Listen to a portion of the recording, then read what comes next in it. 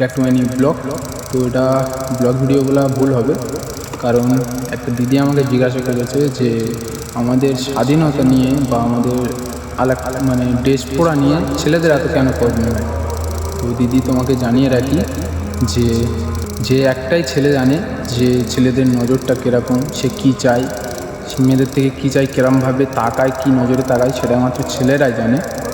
আর তা নইলে এই যুগে এসে কার অতটা টাইম আছে যে অন্যজনকে জ্ঞান দিতে যাবে, সামলে রাখবে। তো সে ভালোবাসে বলে ওই জন্য সতর্ক করে।